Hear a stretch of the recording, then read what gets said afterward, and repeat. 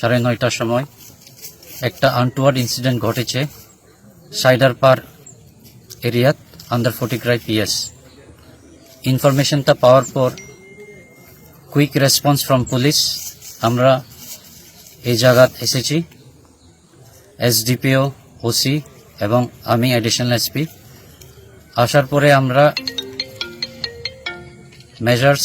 Preventive measures লইছি, তারপর preventive অ্যারেস্টও করেছি।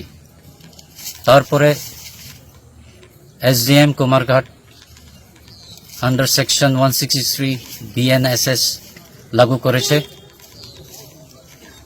এবং আমরা with other paramilitary forces, CRPF, Assam rifle এবং টিএসআর আমরা এখানে ভিজিল রাখছি।